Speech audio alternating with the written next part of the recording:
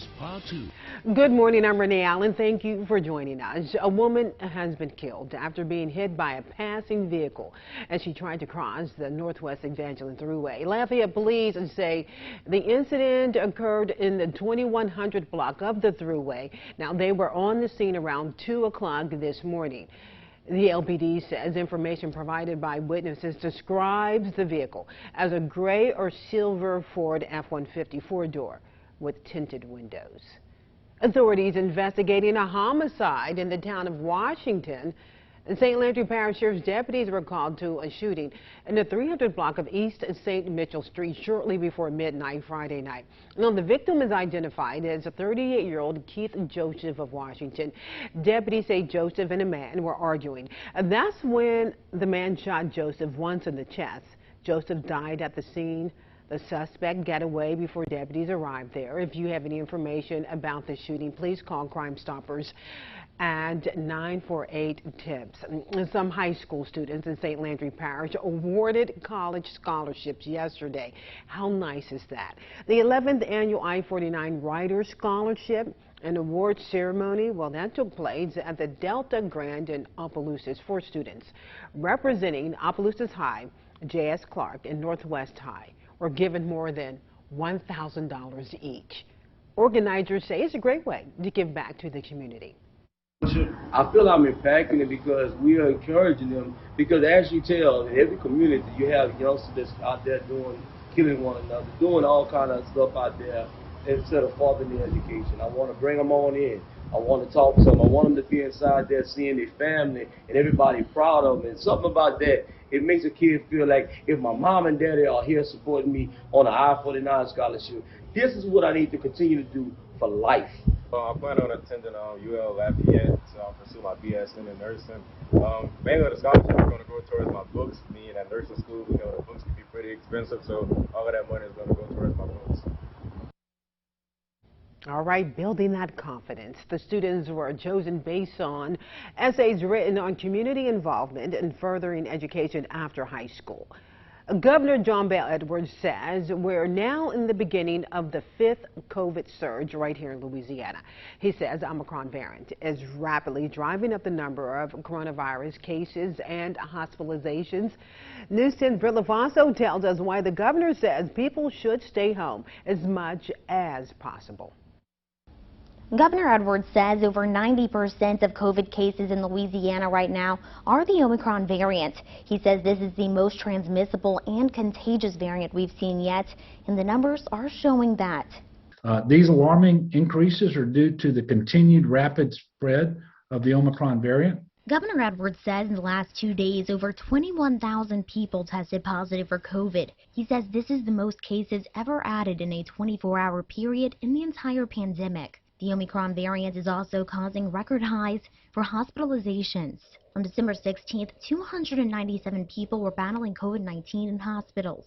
In only 2 weeks, that number has jumped to 762. That's more than a 268% increase. The governor says most of those in the hospital are unvaccinated. So I'm asking everyone to take this seriously and do what you can to help us navigate through what is going to be a very difficult several weeks, at least through the month of January. Governor Edwards says people should think about staying in to celebrate the new year. The Department of Health here in Louisiana and I are urging you to celebrate from home with members of your everyday household because that's how much COVID-19 there is out there right now and how highly transmissible it is and how serious the situation is. He warns that the Omicron surge could be worse than the surge caused by the Delta variant.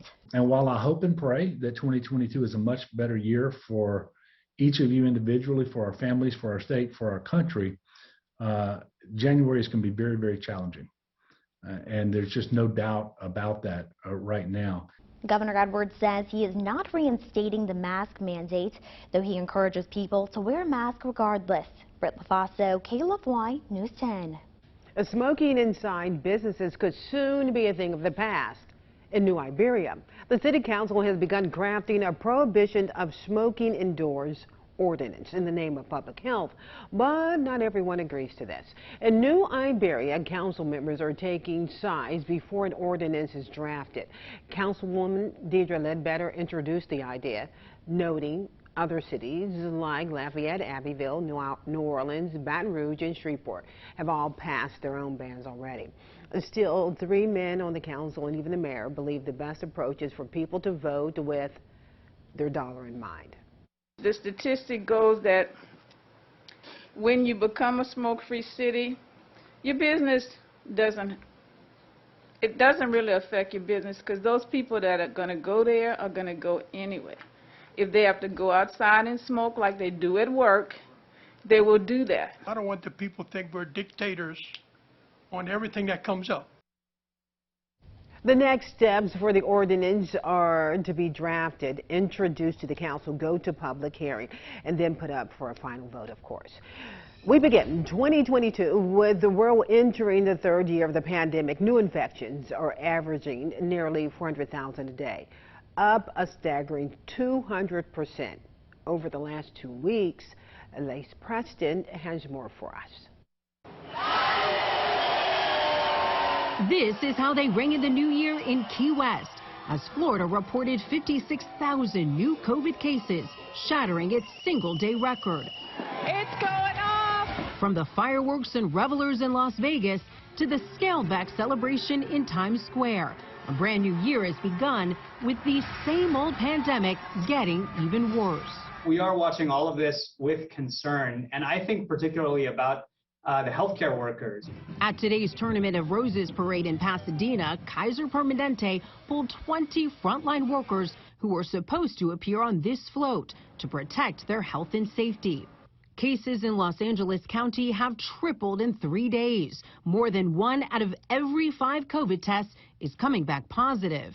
While some school districts have paused and will start the winter term virtually, most large school districts will bring kids back to the classroom on Monday. Parents have mixed feelings. As long as everybody's keeping an eye on it and protecting each other, I think that's the way to go right now. My concerns is that my child may go to school and contract COVID and bring it home to the family. New York's health commissioner acknowledges pandemic fatigue amid the latest blizzard of new COVID cases. We all have to dig deep, muster our energy and will, and I have a deep conviction and a belief that we will get through this if we do that. As we enter this 3rd pandemic year, the CDC warns the Omicron-fueled surge is particularly dangerous for those who are unvaccinated. They are 10 times more likely to become infected. Elise Preston, CBS News, New York. And as we put year 2021 in the history books, one last look back for you at the stories in Acadiana you cared most about. News 10's Neil Zarang brings us another year-end review. The loss of many young lives continued to touch the hearts of Acadiana, and as we all navigate through the pandemic, Louisiana's latest hurricane made national headlines. The autopsy for Kwan Bobby Charles released early 2021, revealing the 15-year-old who went missing months earlier and was found dead near a sugarcane field, likely drowned. His mother sued Baldwin Police and the St. Mary Parish Sheriff's Office since it took days for any law enforcement to ping the boy's cell phone and find his body. Charles's family also sued the woman arrested for failure to report a missing juvenile who allegedly picked up Charles from his parents' home without permission. I'm devastated. I never thought this would happen to my son. And I just want justice for my son. All through 2021, the fight continued against coronavirus. January's fourth surge brought a record number of cases to the state. Vaccine eligibility expanded to the general public and later teens and children above the age of 5. Governor John Bell Edwards incentivized the vaccine with 4 cash giveaways and 9 scholarship giveaways of $100,000. One lucky vaccinated Louisiana citizen won the grand prize of $1 million. The statewide mask mandate lifted in October, and monoclonal antibody infusions gave hope for putting the virus in the past. However, new variants, Delta and Omicron, also sparked surges in cases and hospitalizations. Despite social distancing, tragedies brought neighbors together. together. In April, boats scoured the Mississippi River for a week looking for LSU student and Opelousas native Corey Goche after a car was found abandoned on the top of the river bridge in Baton Rouge. At her vigil, her father thanked everyone who gave them closure. It means the world to us. It lets me know that my daughter's life means something. Hurricane season scarred southeast Louisiana. Category 4 Hurricane Ida caused tens of billions in damage, left thousands homeless, and killed over 100 people. Some schools in southern Terrebonne and Jefferson Parish are still too damaged to reopen, and people who have lived in coastal communities for generations are asking if they can continue to live so close to danger. After Hurricane Zeta, I had some damage, and I replaced the entire roof. Less than 4.5 months ago, and there's like 5% of it still standing. I don't think I want to rebuild here, you know. I think I'm out of here. And back in Acadiana, a Mamu business venture is raising eyebrows. Bring your house, share your spouse. That's the motto of T-Boy Swinger Trailer Park. Its sign before opening also asks for a picture of your spouse for approval. Owner David Oakwan called that a joke and had this to say to the haters. Sucks to be them. There's no reason to be mad at anybody for their preference and not out here hurting nobody. That was just half of the top 10 stories you found on KLFY.com this year. We'll have the rest, including the C Corp Power tragedy, at 6. Niels Rang, back to you.